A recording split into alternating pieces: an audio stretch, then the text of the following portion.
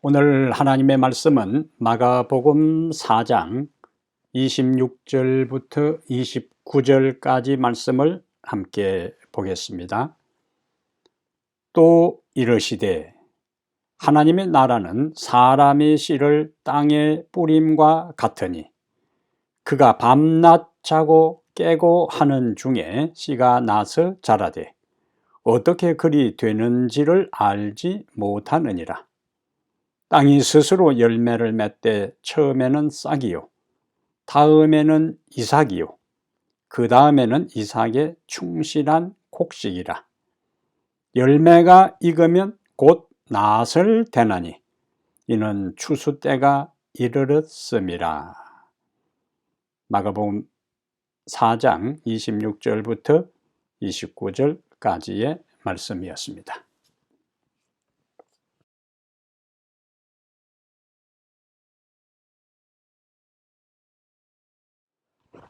사랑하는 탁구마 교회 성도 여러분, 지난 한 주일도 주님 안에서 평안하셨습니까? 세상에 갈수록 사건과 사고와 수많은 자연재해들이 동시다발적으로 일어나고 있는 것을 우리는 보고 있습니다. 이러한 모든 것들은 하나님께서 우리에게 보내시는 우리의 영적인 삶을 각성시키고 깨우치시는 경고의 메시지가 됩니다. 이러한 시대적 상황들을 예의주시하면서 우리가 영적으로 새롭게 깨어나 주님이 원하시는 바로 그러한 경성한 삶을 살아가게 되기를 이 시간에 간절히 바랍니다. 오늘 우리가 함께 살펴볼 하나님의 말씀은 마가복음 4장 26절부터 29절까지의 말씀입니다. 마가복음 4장 26절부터 29절까지의 말씀을 본문으로 해서 말씀 씨앗의 오토마토스, 말씀 씨앗의 오토마토스, 이런 제목으로 하나님 말씀을 함께 살펴보겠습니다. 오토마토스가 무슨 말인가, 왜 갑자기 오토마토스라는 말을 사용하는가 하는 것은 본문에 가서 자세히 설명을 드리겠습니다. 일단 제목이 말씀 씨앗의 오토마토스라는 것만 기억하고 본문으로 들어가겠습니다. 한국에 있는 외국인 노동자들이 여러분 생각에 제일 먼저 배우는 우리 한국말이 어떤 말일까요? 짐작이 가지요. 빨리빨리입니다. 한국 관광객이 많이 찾는 외국의 여행지에서도 외국 사람들이 가장 자주 사용하는 말이 빨리빨리, 이러한 단어를 사용하는 것을 흔치 않게 볼 수가 있습니다. 이런 빨리빨리 문화는 긍정적인 면과 부정적인 면을 동시에 가지고 있는데요. 긍정적인 면은 우리 한국의 빨리빨리라는 이러한 문화가 가져온 긍정적인 결과는 가장 짧은 기간에 가난에서 벗어나 경제 부흥을 이룬 것이고 IT 강국으로 발돋움한 것이 바로 우리 한국인 의식 속에 있는 빨리빨리라는 문화적 의식입니다. 우리는 지금 모든 것이 빠르면 빠를수록 좋다는 스피드 시대, 속도의 시대를 살아가고 있어요. 그러다 보니까 모든 일에 느긋하고 기다리지 못하고 참을성을 상실했을 뿐만 아니라 삶의 여유마저 잃어버린 시대를 우리는 살아가고 있습니다. 예수님 당시 사람들과 예수님의 제자들은 또 다른 조급증을 가지고 있었어요. 이 시대에 우리가 가지고 있는 조급증과는 다른 또 그들 나름대로의 조급증을 가지고 있었습니다. 그들은 메시아가 오시면 그 메시아가 즉시 그들을 지금 지배하고 있는 로마 제국을 정복할 것으로 기대했어요. 그리고 하나님 나라를 세워 예수님의 그 하나님 나라의 메시아가 하나님 나라의 왕으로 지배하고 통치하고 다스릴 것으로 믿었습니다. 그렇게 되면은 예루살렘은 온 세상의 수도가 되고 그들은 그 나라의 일등심이 될 것으로 생각을 한 것입니다. 그런데 메시아가 왔다는 소문은 무성한데 그들의 팍팍한 삶은, 그들의 현실의 고달픈 인생은 전혀 달라진 것이 없고 세상은 아무런 변화가 일어나지 않고 있었습니다. 예수님은 이러한 기대와 이러한 시대적 상황에서 갈등하고 있는 당시의 사람들과 예수님의 제자들에게 하나님의 나라가, 그들이 기대하고 있는 하나님의 나라가 어떤 것인지를 오늘 비유의 말씀을 통해서 그들에게 설명하고 있는 것입니다. 예수님이 말씀하신, 오늘 비유에서 말씀하신 하나님의 나라는 받아들인, 예수님의 말씀, 진리의 기별을 받아들인 각 개인의 영적 성장에 대한 말씀이에요. 먼저 말씀의 씨앗이 마음밭에 뿌려져야 합니다. 그러면 시간이 지나면 어떻게 될까요? 씨앗이 싹을 틔우게 됩니다. 그리고 성장의 과정을 거쳐 마침내 열매를 맺고 이삭의 충실한 곡식이 될 수가 있어요. 그 이후에 이제 수확이 뒤따르게 됩니다. 예수님은 그 당시 예수님의 말씀을 듣는 모든 사람들이 익히 알고 있고 이해하는 농사의 한 면을 통해서 하나님 나라에 대한 것을 설명하셨는데, 오늘은 씨앗을 뿌리고 싹이 나고 성장하고 그리고 열매를 맺히고 수확하는 일련의 이 모든 과정들을 영적인 측면에서 하나하나 살펴보겠습니다. 첫 번째 일어나는 이 농부가 씨를 뿌리는 그 과정과 영적인 출발의 모습이 예수님께서 말씀하신 마가복음 4장 26절과 27절 상단에 나타나 있는데, 또 이르시되 하나님의 나라는 사람이 씨를 땅에 뿌림과 같으니 그가 밤낮 자고 깨고 하는 중에 씨가 나서 자라되, 이렇게 말씀을 하셨어요. 첫 번째 단계는 파종과 파종과 싹이 트는 겁니다. 씨앗을 땅에 심는 것은 사람의 역할이에요. 사람이 씨앗을 땅에 뿌립니다. 그런데 땅에 뿌린 그 씨앗이 싹을 나게 하는 것은, 싹을 틔우는 것은 사람의 지혜와 능력으로 되는 것이 아닙니다. 그래서 오늘 본문에서도 뭐라고 말씀하셨어요? 사람은 씨앗을 뿌린 다음에 그 다음 뭐 하는가? 밤낮 자고 깨고 하는 중에, 씨앗을 뿌리고 계속 그 씨앗을 쳐다본다고 옆에 있다고 되는 게 아니고, 씨앗을 뿌린 다음에는 밤낮 자고 깨는 중에 씨가 나서 자라지만은 어떻게 그것이 그렇게 되는지를 잘 알지 못한다고 예수님께서 말씀을 하신 거예요. 하나님께서는 씨앗 자체에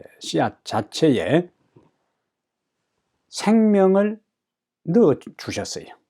생명을 내장하여 땅에 심기만 하면 싹을 틔울 수 있도록 창조 당시에 설계하신 겁니다. 물론 오늘날 생물학자들은 씨앗이 어떻게 땅에 묻혀서 싹을 틔우는지, 어떤 조건이 있는지를 알고 있어요. 싹이 트기 위해서는 우선 적당한 온도가 필요합니다. 씨앗을 냉동 상태에 두어서는 싹이 안 틔우잖아요. 싹을 틔울 수 있는 적당한 온도가 있어야 되고, 또 무엇이 필요할까요? 적당한 습도가 필요합니다. 또 무엇이 필요할까요? 그 생명이 숨을 호흡할 수 있는 공기, 산소가 필요합니다. 이런 적당한 온도와 습도와 공기의 이 조건이 잘 갖추어질 때에 하나님께서 씨앗 속에 창조 당시에 넣어주신 그 생명이 싹을 틔우는 거예요. 신비한 일입니다. 그래서 실물교훈에는 이렇게 묘사를 하고 있어요. 땅에 묻힌 씨에는 전기가 전달되어야 한다. 하나님께 씨앗 속에는 하나님 넣어주신 생명이 있고, 땅은 그 씨앗이 싹을 틔울 수 있는 능력이 있는데 전기가 공급돼야 된다고요. 땅에 전기가 공급돼야 된다는 겁니다. 신비한 일입니다. 창조주께서 넣어주신 생명은 오직 창조주만이 불러내실 수 있고, 모든 씨가 싹이 트고 자라는 것은 하나님의 능력으로 말미암아 되는 것이라고 했습니다. 씨앗 속에 생명을 넣어주신 분도 하나님이시, 그 씨앗에 적합한 모든 환경 조건을 갖추게 하시는 분도 하나님이시고, 땅에 전기를 공급해서 휴면 상태에 있는 생명을 일깨우는 것도 하나님이시고, 그리고 그 생명이 마침내 발화해서 정상적인 성장의 과정을 거치게 하는 모든 주도권이 누구에게 있는가? 하나님께 있다 하는 사실을 여기에서 말씀을 하고 있는 것입니다. 그런데 예수님께서 이러한 씨앗을 이야기하면서 하나님의 나라와 비유했어요. 하나님의 나라는 마치 사람이 씨를 땅에 뿌리는 것과 같다, 이렇게 하셨잖아요. 그렇다면 이 씨는 무엇을 의미할까요? 우리는 앞에서 네 종류의 밭 가운데서 씨는 하나님의 말씀임을 살펴보았습니다. 농부가 땅에 뿌리는 씨는 영적 세계에 있어서는 하나님의 말씀입니다. 농부가 씨를 땅에 뿌림으로 씨앗이 이제 생명의 시작이 되는 것처럼 영적 삶은 하나님의 말씀이 우리 사람의 마음밭에 뿌려짐으로 시작됩니다. 그렇지 않으면 영적 삶의 시작이 안 돼요. 모든 영적 삶의 시작은 하나님의 말씀의 씨앗이 우리 마음밭에 파종되는 것으로 영적 삶이 시작돼요. 그런데 농부가 씨를 뿌려놓고 농부의 지혜와 힘으로 능력으로 싹을 틔우는 것이 아닌 것처럼, 우리가 말씀의 씨앗은 우리가 다른 사람에게, 내 자신에게 받아들이지만은 그 싹을 틔우는 것은 성령의 역할이에요. 성령께서 우리의 마음에 뿌려진 씨가 싹을 나게 하시는 것입니다. 그러면 사람이 하나님의 말씀을 받아들일 때에 히브리서 4장 12절에 있는 말씀처럼 하나님의 말씀은 살아있고 활력이 있어 생명이 있다는 거예요. 생명의 요소가 있는 겁니다. 그 사람을 변화시켜요. 거듭나게 하십니다. 베드로전서 1장 23절에 우리가 거듭난 것이 썩어질 씨로 된 것이 아니요 하나님의 살아있고 항상 있는 말씀으로 되었느니라고 했어요. 우리가 거듭난 것이 하나님의 생명으로, 하나님의 말씀으로 새로운 생명으로 출발하는 겁니다. 그 말씀이 살아있고 활력 있는 그 말씀이 믿는 자 속에서 역사하여 그 사람을 변화시켜요. 데살로니가전서 2장 13절에 하나님의 말씀이 속에서 역사한다고 했어요. 그 말씀은 믿는 자 속에서 불 같아서 죄를 태워버리고, 그 말씀은 믿는 자 속에서 역사해서 굳어진 마음, 고집스러운 심령을 깨뜨립니다. 그래서 에레미야는 에레미야 23장 29절에 이렇게 말씀하세요. 여호와의 말씀이니라.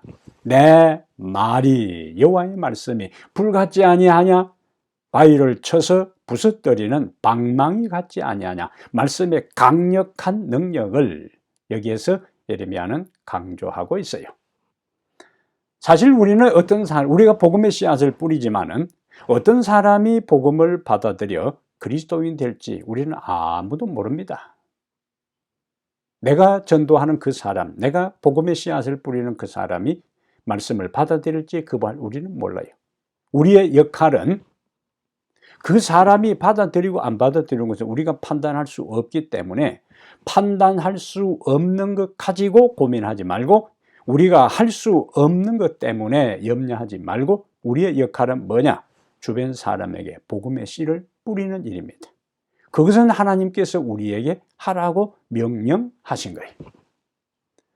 어떤 사람에게 우리가 복음의 말씀을 열심히 정성을 다해서 뿌리고 그리고 전달해도 한동안 아무 반응이 없고 아무 결과가 나타나지 않을 수도 있어요. 그건 우리가 어찌할 수 없는 것입니다. 우리 씨를 뿌린 다음에 우리는 뭐 해야 되는가? 인내로 기다려야 하는 거예요. 그래서 전도서 11장 6절에는 너는 아침에 씨를 뿌리고 저녁에도 손을 거두지 말라.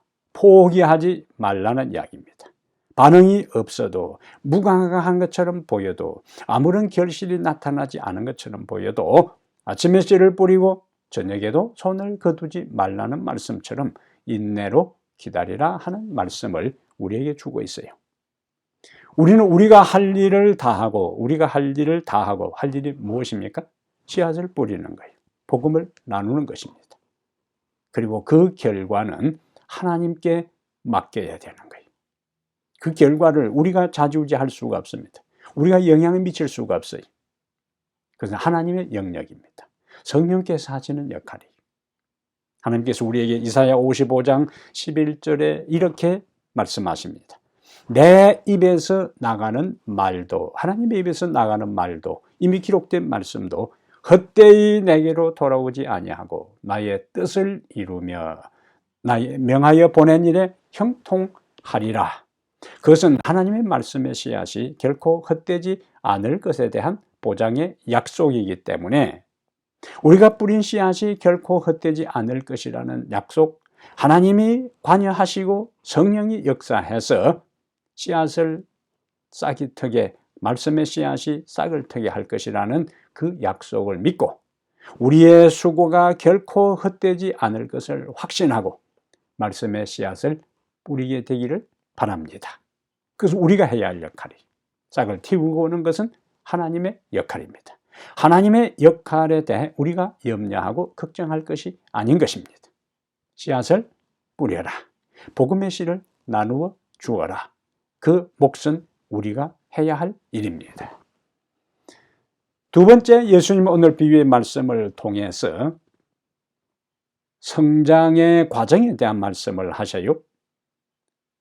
씨앗을 파종하고 그 다음에 씨앗이 싹을 틔울 때, 발아하게 될 때에 그 다음의 과정을 예수님께서 말씀하시는데 상당히 중요한 메시지를 담고 있습니다.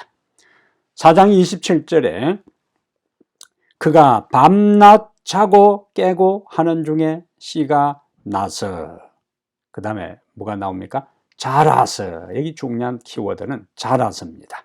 어떻게 그리 되는 줄 알지 못하느냐. 땅이 스스로 열매를 맺되, 그리고 처음에는 싹이요, 다음에는 이삭이요, 그 다음에는 이삭에 충실한 곡식이라. 성장의 과정을 예수님께서 일반 곡식에 씨앗이 곡식을 뿌리고 싹이 나고 성장해서 열매를 얻는 그 과정을 통해 그리스도인의 영적 성장의 과정이 어떠함을 비유를 통해 말씀을 하고 계세요.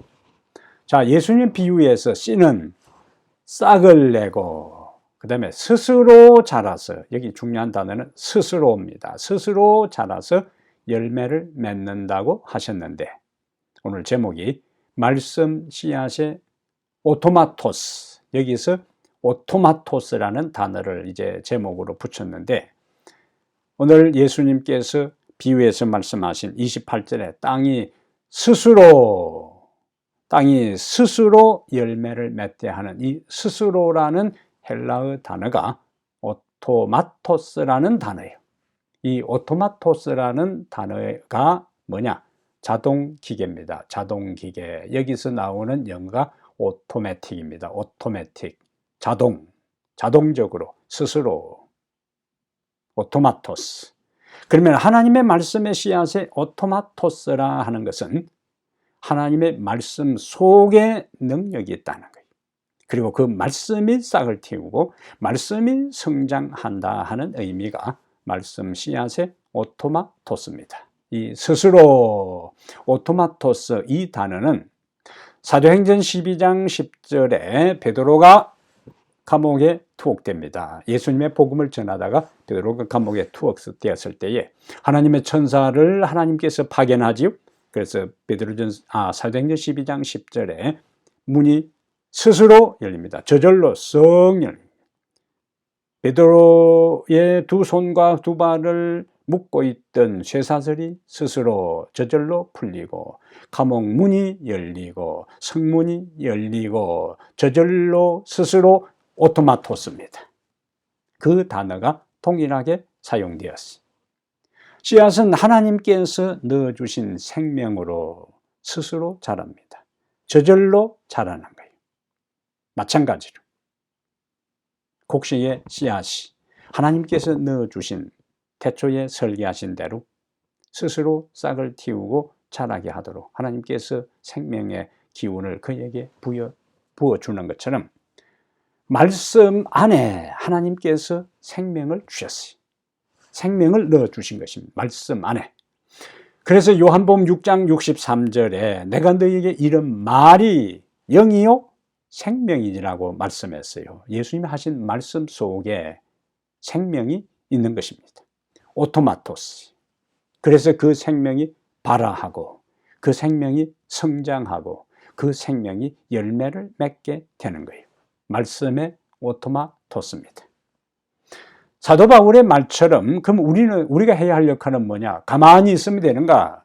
말씀 속에 생명이 있고 스스로 싹을 틔우고 자라고 열매 맺는다면 우리가 할 일은 뭐냐? 방관자로 그냥 가만히 있으면 되는가? 바울은 고린도전서 3장 6절에 복음의 원리를 이렇게 이야기했어요. 나는 심고 바울은 복음의 씨를 뿌렸어요. 아볼로는 물을 주었다고 했어요. 그런데 성장하게 하신 것은 하나님이시다. 우리가 텃밭에 농사를 지을 때도 씨를 뿌리는 것 우리의 역할이에요. 사람의 역할입니다. 걸음을 주고 물을 주는 것은 사람의 역할이에요. 그러나 자라게 하는 것은 우리가 할 수가 없어요. 자라게 하는 것은 하나님의 역할입니다. 그래서 우리가 영적으로 성장하고 다른 사람이 영적으로 하나님의 생명 안에서 자라게 하기 위해서는 씨앗을 뿌려야 되고, 그리고 외부적으로 그 사람을 위해서 기도하는, 물을 주는 그러한 일들은 우리가 해야 하는 것입니다. 성장하게 하는 것은 하나님의 일이지만은 물을 주는 것은 우리의 일이요. 마찬가지로 우리가 영적으로 성장하려면 우리 편에서 해야 할 일이 무엇인가? 어린아이가 태어나서 성장하려면 엄마 젖을 먹고 부드러운 음식을 먹고 그 다음에 딱딱한 음식을 섭취해야 성장합니다. 그러나 자라게 하는 것은 내가 어떻게 할 수가 없어요. 내가 할 수 있는 것은 음식을 섭취하는 것이고, 소화시키는 그 모든 기막힌 신비로운 작용도 하나님의 영역이에요. 인간과 하나님의 절대적인 협력입니다. 그래서 베드로는 우리가 영적으로 성장하려면 어떻게 해야 되느냐 하는 중요한 원리를 베드로전서 2장 2절에서 이렇게 우리에게 권면하고 있어요. 갓난아기들 같이 순전하고 신령한 젖을 사모하라. 이 젖 하나님의 말씀이에요. 이는 그로 말미암아 너희로 구원에 이르도록 자라게 함이라. 젖을 사모하라. 젖을 중단 없이 섭취하라는 거예요. 하나님의 말씀을 꾸준히 섭취하게 될 때에 우리는 구원에 이르도록 성장하게 될 것입니다. 말씀을 섭취하고 말씀을 가까이 하고 묵상하고 명상하고 연구하는 것은 우리의 역할이에요. 그렇게 할 때에 깨닫게 하시는 분은 하나님이세요. 그리고 영적으로 성장하게 하는 것도 하나님이세요. 어디까지? 구원에 이르도록 자라게 하시는 모든 주도권은 하나님께 있습니다. 우리가 해야 할 일은 말씀을 규칙적으로, 말씀의 젖을, 신령한 젖을, 갓난 아기들 같이, 아이들이 배가 고프면 엄마 가슴에 파고드는 것처럼 하나님의 말씀의 품에서 주의 말씀을 중단 없이 반복해서 규칙적으로 섭취할 때 그 말씀이 우리를 성장하게 하는 영적 양식이 되는 것입니다. 예수님은 오늘 비유에서 성장의 단계를 이제 말씀을 하셨어요. 세 가지로. 첫 번째는 뭡니까? 싹입니다. 싹. 그 다음에 이삭입니다. 그 다음에 이삭에 충실한 곡식이요. 자, 씨가 싹을 내는 것도 하나님의 능력이요. 씨가 성장하는 것도 하나님의 능력에 의해서 이루어집니다. 전적으로 싹을 틔우고 성장하게 하는 것은 하나님의 능력이고, 우리는 그 하나님의 능력이 우리의 삶과 다른 사람의 생애에 역사할 수 있도록 협력하는 거예요. 자, 처음에 싹이 나는 단계는 뭐냐? 영적 삶에서 영적으로 새로 태어나는 과정입니다. 말씀을 받아들일 때, 우리의 마음밭에 떨어진 하나님의 말씀을 받아들일 때 우리는 영적 어린아이로 태어나는 거예요. 예수님 안에서 새 신자가 되는 거예요. 이들은 예수님을 믿음으로 용서를 받고 구원을 얻어 하나님의 자녀가 됩니다. 그것이 너희가 믿음으로 구원을 받았나니 하는 그 에베소 2장 8절의 말씀이. 그래서 싹이 나는 것은 거듭나서 하나님의 자녀로서 어린아이로 첫 출발하는 단계가 싹이 나는 단계다. 두 번째 그리스도인의 삶에 있어서는 성장 과정이 뭐냐? 이삭입니다. 이삭. 이것은 영적 아이로 태어난 그리스도인이 그분의 말씀과 성령으로 성장하고 있는 단계, 이삭의 단계입니다. 이 과정에서 우리는 믿음으로 성장하고 성숙하게 돼요. 이거는 현재 매일매일 진행되는 거예요. 태어난 아이는 매일매일 성장하고 성숙해 가야 하는 것처럼 그리스도의 말씀을 받아들이고 복음을 내 마음의 믿음으로 하나님의 자녀로 하나님의 생명으로 거듭난 하나님의 자녀들은 그 단계에서 머물러 있어서는 안 되는 거예요. 어린아이가 태어나서 아이 상태로 있어서는 안 되잖아요.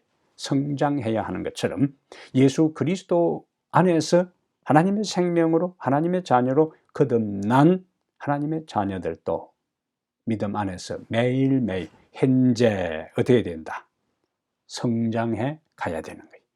자람에 대한 것은 생명의 본질입니다. 자라지 않는 것은 죽는 거예요. 영적 세계에 있어서는 영적으로 성장하느냐, 영적으로 죽느냐, 둘 중에 하나입니다. 중간 노선이 없어요. 회색지대가 없습니다. 그래서 우리는 지금 나의 삶에서 하나님이 하시는 일에 내 삶을 바치고 날마다 그분의 가르침에 굴복하게 될 때에, 그리고 끊임없이 말씀을 섭취하게 될 때에 우리는 그리스도 안에서 성장하게 돼요. 이것을 우리가 보통 성화라 그렇게 하지. 그런데 이 성화는 평생에 걸쳐 일생을 통하여 계속되어야 할 지속적인 과정입니다. 계속적인. 어느 한순간 다 이루었다고 할 사람이 없습니다. 바울같이 탁월한 영적 거성도, 바울같이 탁월한 신앙인도 내가 이미 이루었다 함도 아니요 온전히 이루었다 함도 아니라 표대를 향하여 그리스도 예수께서 위에서 부르신 부름의 상을 위하여 쫓아가노라 그렇게 말씀하셨죠. 예수님이 부르신 높은 표준을 향하여 그는 끊임없이 나가고 전진하고 진보하고 발전했어요. 이것이 우리의 삶에서 평생 일어나야 할 일입니다. 이 정도 되었다고 할 때는 없어요. 나 정도 되면은 된다고 하는 사람 아직도 덜 된 사람입니다. 우리는 예수님께로 가까이 가면 갈수록, 믿음의 성장을 경험하면 경험할수록 더 자신의 한계를 느끼고, 더 자신의 죄를 알고, 더 자신의 부족함을 알고, 더 하나님의 은혜를 간구하고, 더 주님의 십자가를 바라보는 삶을 살 수밖에 없어요. 이삭의 단계입니다. 그 다음에 예수님의 비유 가운데 세 번째 뭘 말씀하셨습니까? 이삭의 충실한 곡식이라 그랬어요. 곡식이 익은 것처럼, 익는 것처럼 그리스도 안에서 성숙한 그리스도인이 되는 겁니다. 매일 그리스도를 바라보며 살아갈 때 마침내 우리는 예수님의 형상으로 변화되는, 하나님의 잃어버린 형상을 회복하는 단계에 이르게 되는데, 그것이 바로 이삭의 충실한 곡식입니다. 문제는 우리 자신이 우리를 변화시킬 수 있습니까? 우리는 우리 자신을 변화시킬 수가 없어요. 내 자신도 내가 변화시킬 수 없다면 다른 사람을 변화시킬 수 있는가? 다른 사람을 변화시킬 수 없어요. 여기에서 자신도 변화시킬 수 없는 사람이 다른 사람을 변화시키려고 하는 가운데 갈등이 생깁니다. 우리는 여기서 중요한 것을 깨닫고 인정해야 합니다. 자기 스스로 자기를 변화시킬 수 없고 자기를 변화시킬 수 없는 우리가 다른 사람도 변화시킬 수 없다. 그런데 우리는 자기도 변화시키지 못하면서 다른 사람을 자꾸 바꾸고 변화시키려고 하는 거예요. 그것은 인간의 영역이 아닌 겁니다. 하나님의 말씀을 온전히 받아들일 때 그 말씀이 성령과 함께 우리를 변화시켜요. 하나님의 말씀을 다른 사람에게 뿌릴 때에, 심을 때에 하나님의 말씀에 내재된 능력을 근거로 하나님의 성령이 그 사람을 변화시키는 겁니다. 이것을 확실히 인정하고 받아들일 때 우리는 자신과 다른 사람의 성장과 변화가 더딘 것에 대해 조급하게 하는 그 조급증을 버리고 인내로 여유 있게 기다리는 삶을 살 수가 있습니다. 개인의 변화도 다른 사람의 변화도 교회의 부흥과 성장도 인간이 하는 것이 아니에요. 전적으로 하나님의 주권에 속한 것입니다. 우리는 우리의 할 일을 다하고 하나님께서 자신을 변화시키도록 하나님께 맡기고 우리는 우리를 할 일을 다해 다른 사람을 돕되 하나님께서 그 사람을 변화시키도록 기다려야지. 내가 인위적으로 그 사람을 변화시키려고 시도해서는 안 되는 것입니다. 그래서 하나님의 주권이에요. 하나님께서 다른 사람을 변화시키도록 기도하며 하나님과 성장을 위해 협력하는 성도들이 되기를 바랍니다. 마지막으로 예수님은 4장 29절에서 이렇게 말씀을 하셨어요. 4장 29절에 열매가 익으면 곧 낫을 대나니 이는 추수 때가 이르렀음이라. 세 번째는 추수 때가 있습니다. 열매가 익으면 곧, 여기 중요한 단어는 열매가 익으면 곧 낫을 대나니. 왜 그런가? 추수 때가 되었다. 열매가 익었다는 것은 우리와 복음을 받아들인 사람들이 하늘에서 예수님과 살기에 적합한 사람으로 변화된 것을 이야기합니다. 그래서 예수님은 하늘에 살기에 적합한 사람을 데리러 오기 위해 재림하시는 거예요. 예수님이 세상에 오실 때는 이 세상에 두 부류의 사람만 있을 것입니다. 두 부류의 사람이 다 공통적인 것은 뭐냐? 무르익은 거예요. 한 사람은 땅에 남아야 할 사람으로 무르익고 한 부류의 사람은 하늘에 살기에 적합한 예수님의 형상, 잃어버린 하나님의 형상으로 회복된 사람이 바로 또 다른 사람이에요. 그게 예수님께서 말씀하신 곡식입니다. 곡식이 익으면 낫을 대나니. 자, 요한계시록 14장에 이 세상에 예수님이 오실 때에 남아있을 두 부류의 사람, 둘 다 익었어요. 근데 종류가 다릅니다. 운명이 다릅니다. 그들의 마지막이 다릅니다. 그걸 보겠습니다. 요한계시록 14장 14절에 보면은 또 내가 보니 흰 구름이 있고 구름 위에 인자와 같은 이가 앉으셨는데 그 머리에는 금멜류관이 있고 그 손에는 예리한 낫을 가졌더라. 낫이 뭐냐? 수확하는 도구잖아요. 아까 4장 29절에도 마가복음 4장 29절에도 낫을 대나니 낫 수확의 도구인데 예수님이 낫을 가지고 온다는 것은 수확하기 위해서 오는 상징이요. 대상이 누구냐? 두 부류의 사람입니다. 첫 번째 부류의 사람은 15절에 다른 천사가 성전으로부터 나와 구름 위에 앉은 이를 향하여 큰 음성으로 외쳐 이르되 당신의 낫을 휘둘러 거두소서. 땅에 곡식이 다 익어 거둘 때가 이르렀음이니이다. 마가복음 4장 29절하고 똑같은 말씀이. 구름 위에 앉으신 이가 낫을 땅에 휘두르매 땅에 곡식이 거두어지니라. 이들은 영원한 구원을 받을 사람들입니다. 그런데 또 다른 부류의 사람들이 있어요. 계시록 14장 17절부터 20절에 있어요. 다른 천사가 하늘에 있는 성전에 나오는데 역시 예리한 낫을 가졌더라.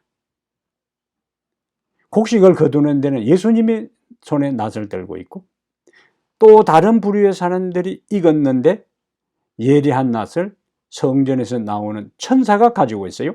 18절에 불을 다스리는 다른 천사가 제단으로부터 나와 예리한 낫 가진 자를 향하여, 낫을, 곡식은 예수님이 가지고 거두고 여기에는 다른 천사가 낫을 가지고 나옵니다. 휘둘러 땅에 포도송이를 거두라. 그 포도가 익었느니라. 포도도 익었고 곡식도 익었어요. 곡식은 예수님이 거두고 포도는 천사들이 거둡니다. 결과는 19절 천사가 낫을 땅에 휘둘러 땅에 포도를 거두어 하나님의 진노의 큰 포도주 틀에 던지매 성 밖에서 그 틀이 밟히니 틀에서 피가 났다라고 기록을 하고 있어요. 이러한 모습들은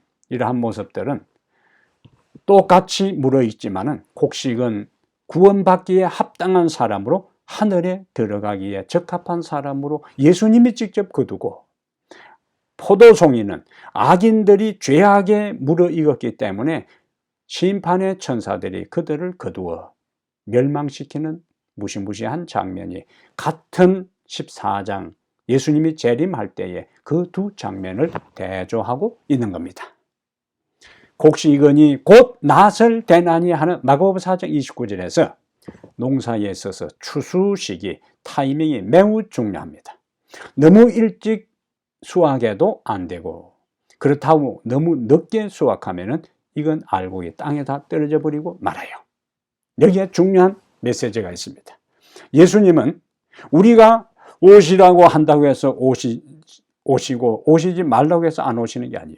예수님께서 하늘에서 농부 되시는 예수님이 판단할 때 땅에 곡식이든 땅에 포도든 다 무르익었다고 판단될 때 예수님은 곧 낫을 가지고 이 땅에 오실 것입니다. 수확의 때가 되었다고 판단하시면 주님은 수확을 위하여 곧 오실 거예요. 문제는 그분이 곧 오신다면 내가 알곡으로 익어가고 있는가, 포도로 익어가고 있는가?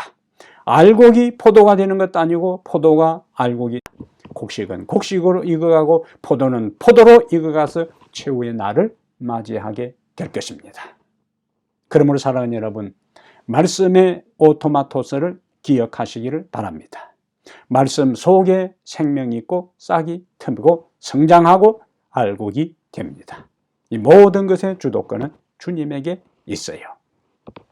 말씀을 받아들이고 그리고 다른 사람에게 말씀의 씨앗을 뿌리시기를 바랍니다.